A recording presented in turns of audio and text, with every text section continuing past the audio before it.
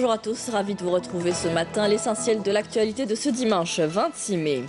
Expiration hier soir du délai de dépôt des dossiers de candidature auprès du Conseil constitutionnel pour le scrutin du 4 juillet. Le Conseil constitutionnel se réunira ce dimanche pour statuer sur l'opération de dépôt des dossiers de candidature. L'affichage des prix des produits mis en vente chez les commerçants est obligatoire. Un affichage que l'on ne retrouve pas toujours sur les étalages. Que prévoit vraiment la loi? On en parle dans notre édition. Et on vous propose à la fin de ce journal un regard croisé entre deux hommes qui se sont opposés à la colonisation et à l'envahisseur, le Cubain José Martí et l'émir Abdelkader. Bonjour à tous et bienvenue. Le délai de dépôt des déclarations de candidature auprès du Conseil constitutionnel en prévision de l'élection présidentielle du 4 juillet prochain a expiré hier soir à minuit et le Conseil constitutionnel se réunira ce dimanche pour statuer sur l'opération de dépôt des dossiers de candidature.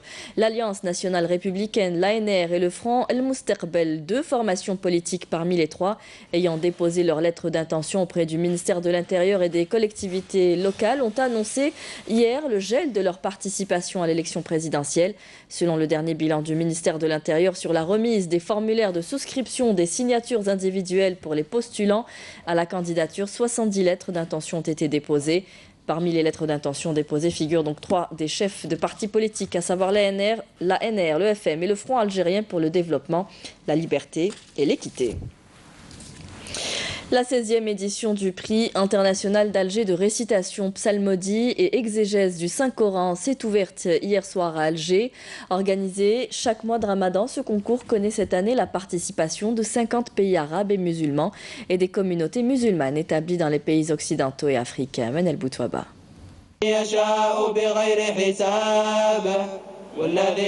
C'est dans une ambiance empreinte de foi et de spiritualité que s'est tenue hier la cérémonie d'ouverture officielle de cette 16e édition du prix international d'Alger de récitation du Coran, avec la participation des meilleurs apprenants et récitants venus de 50 pays à travers le monde. D'après ce que j'ai pu voir, la concurrence sera vraiment rude. Les apprenants et récitants du Coran sont de très haut niveau. La compétition sera très serrée vu que les apprenants sont venus concourir du monde entier. Placé sous l'égide du ministère des Affaires religieuses, ce concours devenu une véritable tradition organisée durant le mois de Ramadan sera encadré par un jury international de haut niveau reconnu dans le milieu de la récitation et psalmodie coranique. Un prix à destination de jeunes apprenants du Coran a également été prévu dans le cadre du concours et vise à découvrir les jeunes talents. Cette compétition religieuse a ouvert ses portes aux récitants du monde entier. Une compétition a même été organisée pour faire partie du jury. Par ailleurs, ce concours est devenu aujourd'hui une véritable université coranique car nous avons fondé par son biais une instance nationale de récitation constituée d'un groupe de spécialistes dans la récitation coranique qui vont former des étudiants et des participants aux compétitions internationales. À cette occasion, des distinctions ont été remises à des chouyours en reconnaissance de leurs efforts, apports et contributions tout au long de leur carrière. La saison de moisson-battage s'annonce sous de bonnes auspices cette année à Tissemsilt, surtout avec l'acquisition de 15 nouvelles moissonneuses-batteuses. Ces engins ont été remis aux agriculteurs. Le commentaire de Fela Abraz. Ils sont plus de 14 agriculteurs à avoir bénéficié de nouvelles moissonneuses-batteuses. Un nouveau matériel acquis dans le cadre du programme de renouvellement du matériel agricole. Cette année, grâce à la direction de l'agriculture, je viens de bénéficier d'une moissonneuse-batteuse. J'ai produit du blé dur, du blé tendre et de l'orge. Je travaille avec mon propre matériel vétuste. La wilaya de Tissemsilt a bénéficié du programme de renouvellement du matériel agricole. Nous avons réceptionné 15 moissonneuses-batteuses. La wilaya compte 253 moissonneuses-batteuses, sauf qu'elles sont toutes vétustes. Pour cette saison, il est attendu une récolte assez importante, une production abondante, surtout avec l'accompagnement du Conseil interprofessionnel, filière céréalière en direction des agriculteurs. Nous produisons plus avec moins d'efforts, nous sommes orientés et bien conseillés. C'est en coordination avec certaines entreprises algériennes qui sont devenues de véritables partenaires sociaux que nous avons droit aux engrais industriels ainsi que les pesticides. Et en attendant le début de la saison des moissons, les silos de stockage sont en cours de nettoiement. Les agriculteurs et les assurances n'ont jamais fait bon ménage. Le nombre de souscripteurs à la Caisse régionale de mutualité agricole de Béchar est dérisoire par rapport au nombre total d'agriculteurs dans la région. Et pourtant, l'assurance pourrait les aider à se relever lors d'incidents ou de catastrophes naturelles. Mais rien n'y fait malgré les campagnes de sensibilisation menées par la CRMA. Hassiba Abdallah. Malgré les campagnes de sensibilisation menées par les services agricoles de Béchar, les agriculteurs n'assurent pas tous leurs récoltes et leurs bêtes. Nous n'assurons jamais nos biens. On ne sait pas du tout ce que c'est que l'assurance. C'est comme si elle n'existait pas. Et pourtant, la CRMA, la Caisse régionale de mutualité agricole, propose un bouquet intéressant d'assurance agricole, notamment contre les incendies des récoltes, la perte de ces dernières à cause de la grêle, la perte du bétail ainsi que les catastrophes naturelles. Nous avons des catastrophes. Nous enregistrons des pertes énormes de poulets, par exemple.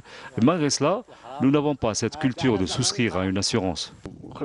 Nous nous sommes déplacés jusqu'aux agriculteurs. Nous les sensibilisons quant à l'importance d'assurer leurs récoltes. Mais jusqu'à aujourd'hui, personne ne l'a fait.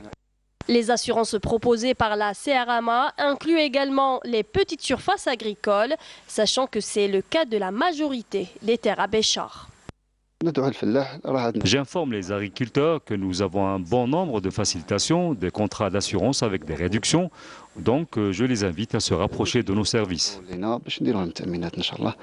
La CRMA espère toujours convaincre les agriculteurs de se protéger en assurant leurs récoltes et leurs élevages. Selon la loi régissant l'activité commerciale en Algérie, l'affichage des prix des produits mis en vente chez les commerçants est obligatoire. C'est un droit à l'information garanti par la loi qui vise à protéger le consommateur. Mais les commerçants sont nombreux à enfreindre cette loi. Plus de détails dans ce reportage de Wahiba Hawem, commentaire de Karim Haïfa. L'affichage des prix des produits et des prestations de services est obligatoire et doit respecter certaines règles. Les produits à la vente doivent faire l'objet d'un affichage visible et lisible correspondant précisément à la prestation ou au produit défini.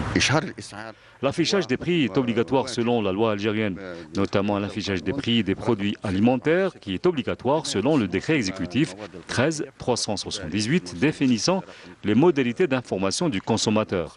Pareil pour les viandes blanches où l'affichage doit être clair et lisible accompagné d'un certificat d'abattage délivré par les services vétérinaires. Par ailleurs, le prix doit être accessible immédiatement sans que le client ait besoin d'en faire la demande.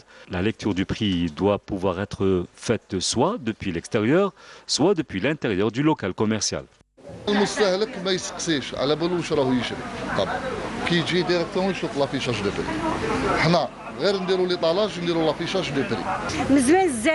demande jamais les prix. Ça fait partie de la loi commerciale ou là je ne sais pas quoi. C'est une loi. Afficher les prix, c'est une loi. Le prix, c'est fait كلش. Soit les aliments, soit le khudra, soit le lebza. Dans l'hypothèse où le client constate une différence entre le prix annoncé et le prix réclamé en caisse, la coutume veut que le commerçant applique le tarif le plus favorable au client. Cette solution ne s'applique cependant pas en cas d'erreur manifeste dans l'affichage du prix. Dans le développement local, un projet de 8 réservoirs d'eau est en cours de réalisation à Larouat. Une partie a été livrée, le reste se fait graduellement. La totalité des réservoirs d'une capacité de 1000 m3 chacun devrait être réceptionnée d'ici la fin de l'année. Cela permettra à la région de connaître une plus grande stabilité dans l'approvisionnement en eau potable. Nsrine Ben Saidi. Les habitants de la wilaya de Larouat n'auront plus besoin de citernes ni de jerrycans pour s'approvisionner en eau potable. Cette région connaîtra ces prochains mois la livraison de plusieurs projets hydrauliques, notamment la réalisation de 8 réservoirs d'eau d'une capacité de 1000 m3 chacun, ce qui permettra une meilleure distribution en eau potable dans la région. La wilaya a enregistré la réalisation de plusieurs projets hydrauliques dans la réalisation de 8 réservoirs d'eau. 4 d'entre eux sont déjà opérationnels ce mois de mai et 2 d'une capacité de 3500 mètres cubes seront livrés le mois de juin.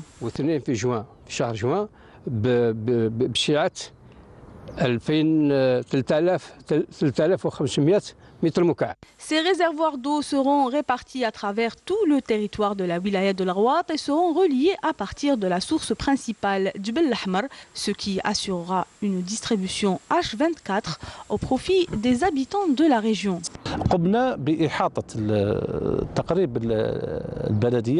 Nous avons essayé de rapprocher ces réservoirs d'eau des habitants. Celui d'El Mamoura, par exemple, est d'une capacité de 1000 mètres cubes, qui est une région montagneuse connue pour son grand manque d'eau. Il y a un autre du côté d'El Hafir d'une capacité de 4000 mètres cubes.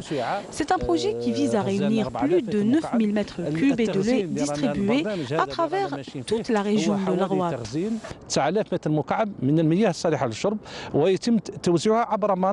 Ces projets d'envergure permettront d'assurer aux communes et daïras de la wilaya de l'Arwat une distribution régulière en eau potable, notamment à l'approche de l'été où la consommation d'eau atteint son pic.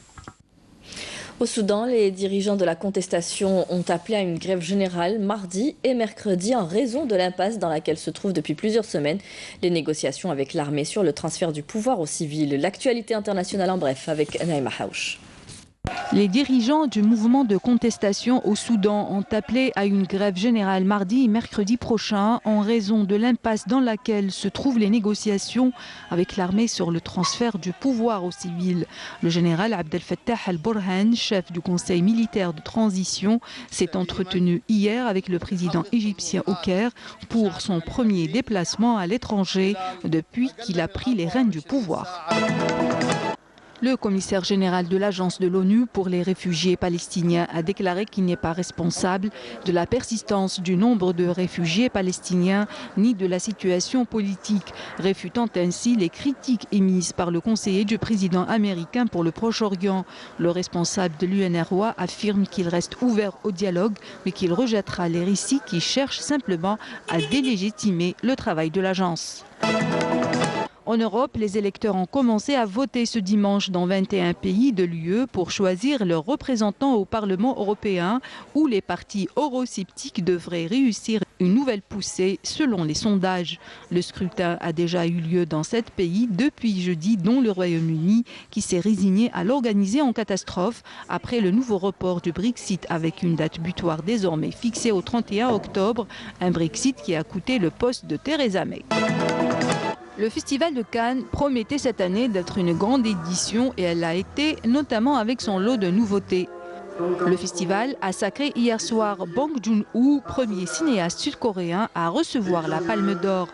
Le Grand Prix est revenu à Atlantique de la franco-sénégalaise Mati Diop.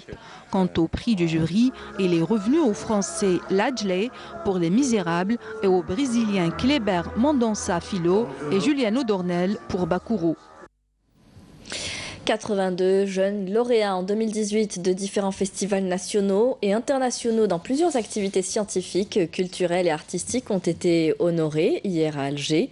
Représentant 20 wilayas, ces jeunes ont excellé dans l'art, la musique, le théâtre, le chant, l'artisanat, les sciences ou encore la littérature et dans bien d'autres disciplines. Je vous propose d'écouter la déclaration du ministre de la Jeunesse et des Sports, Raouf Barnaoui.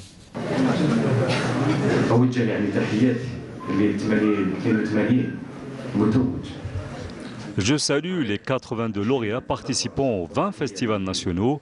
Je vous félicite et ce n'est que le début d'un parcours que j'espère très réussi. Je tiens à rappeler que tous les moyens du ministère sont mis à votre disposition et toutes les portes vous sont grandes ouvertes.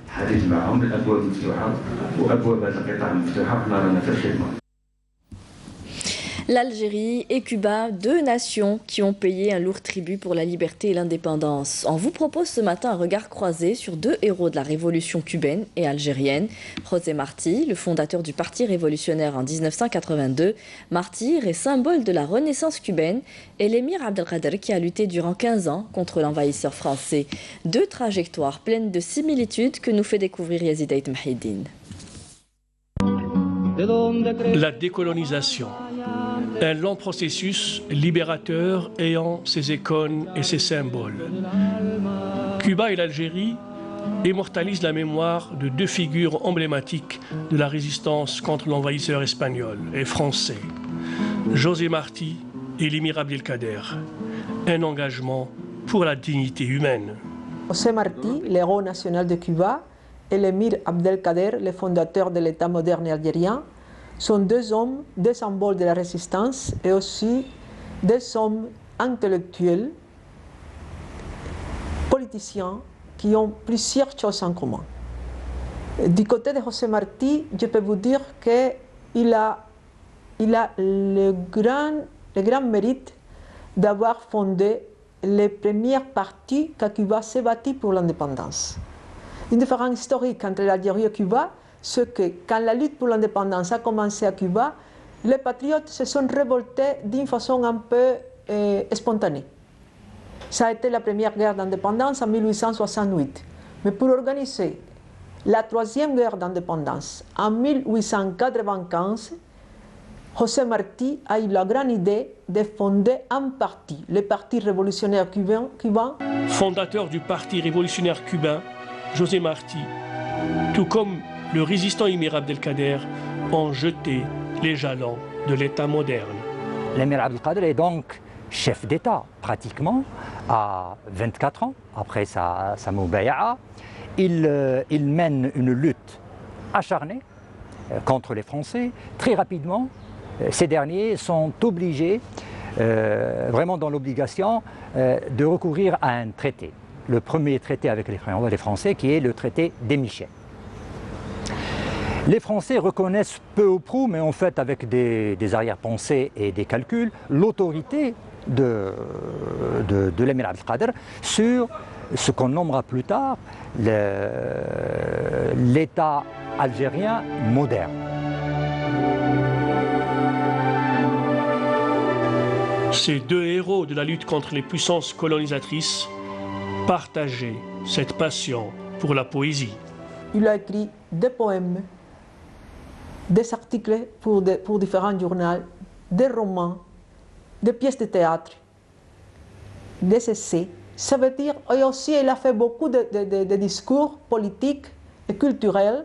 Une chose très intéressante. Son seul pièce de théâtre qu'il a écrit quand il avait 17 années s'appelait Abdallah. Abdallah, c'est un nom arabe. À l'âge de 17 années, il a donné des idées extraordinaires pour nous parler qu'est-ce que l'amour pour la patrie signifie. Il a été aussi l'auteur d'un traité sur le cheval barbe. Peut-être que certains ne le savent pas.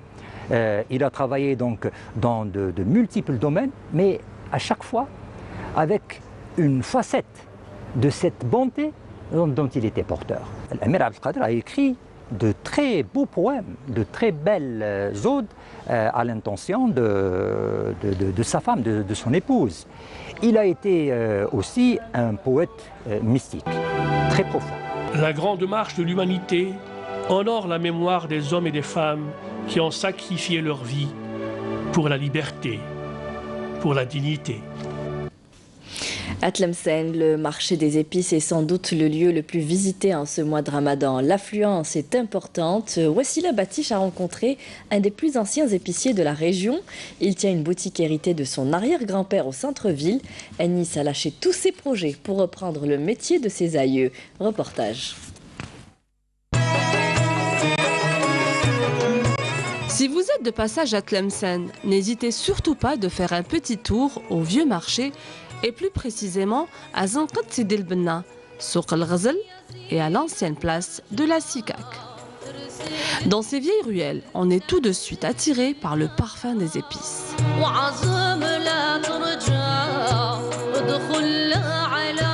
Chaque magasin a son histoire, mais celle de Anis est assez originale.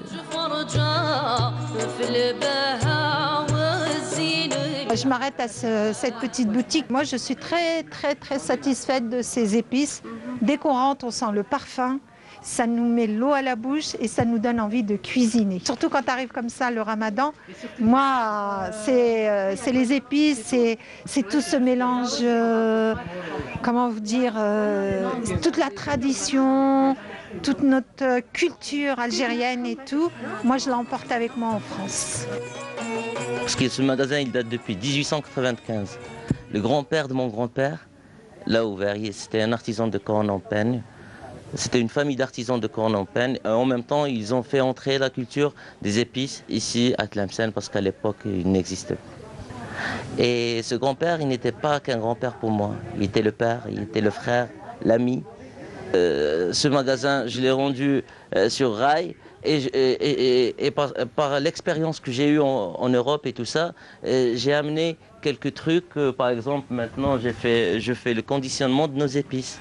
Anis Hakim n'est pas un simple épicier. Avant de reprendre l'affaire familiale, il a fait le tour des clubs comédie en France et a participé à plusieurs shows à l'étranger et en Algérie. Ici, c'est pas n'importe quelle épice. Hein. Ici, je connais beaucoup de femmes qui ont eu des soucis avec leur mari. Wallah, même leur mari, il venait ici, il pleurait, il me disait Wallah, j'en ai marre de cette femme, elle ne sait pas cuisiner. Il a pris des recettes magiques, parce que chez nous, c'est des recettes magiques, extraordinaires qu'on adore. Il a fait dans sa petite gamila comme ça. Et après, heureux mariage. J'ai sauvé beaucoup de mariages. On a sauvé beaucoup de mariages, alhamdoulilah. Entre les épices et son talent d'humoriste, son cœur balance. Ça a commencé aux Champs-Élysées, à Virgile Megastore. Et c'est là qu'on a découvert l'humoriste qu'il était en moi. Parce que nous, tout le peuple algérien qu'on a vécu ici, on a ce don d'improvisation. On improvise avec nos parents, avec nos voisins, avec tout le monde. Des amis m'ont poussé vers les cours Florent où j'ai été admis, où j'ai fait des années de cours Florent. Chez les Dakkak, les clients sont bien servis, entre la qualité des épices et l'accueil chaleureux de l'artiste. Je souhaite un bon ramadan à tous les Algériens et à tous les émigrés de France et de Navarre. Au revoir. Ma famille, tous mes amis. Bien, si vous voulez des recettes magiques, vous avez l'adresse maintenant. On terminera ce journal avec du sport football. La 30e et dernière journée du championnat de Ligue 1 prévue ce dimanche sera décisive pour l'attribution du titre de champion d'Algérie pour la saison 2018-2019 entre les deux prétendants, l'USM Alger et la JS Kabylie, mais également pour le maintien. 6 équipes vont se livrer une bataille féroce pour éviter le purgatoire. Le coup d'envoi des rencontres est prévu à 22h30, excepté pour l'Olympique Médéa JS Saoura qui débutera à 16h. Et voici donc le programme. Le CS Constantine affrontera l'USM Alger. Le match sera diffusé en direct sur Canal Algérie. Vous pourrez suivre... autre rencontre, donc le Mouloudia d'Oran du CND à 22h30 toujours. JS Kabylie, Kaborj Borerij, le match que vous pourrez suivre sur la chaîne A4. ES Sétif affrontera le MOB de Béjaïa. CRB Louis Dead, USM Blabès à 22h30 toujours. Et vous pourrez le suivre sur la chaîne terrestre. Le Mouloudia d'Alger jouera contre l'ASN Ain Lila. Et le Parado Athletic Club affrontera le DRB Tejnent. Match donc qui se joueront tous à 22h30, excepté pour l'Olympique de Médéa. C'était la dernière information de ce journal. Merci à vous tous de nous avoir suivis. Vous pouvez revoir tous nos programmes sur les adresses qui s'affichent en bas de votre écran. Tout de suite, le point météo avec Friel Chir. Et ce soir, rendez-vous avec Amina Zahouf pour le journal à 18h. Très bonne journée à tous. Au revoir.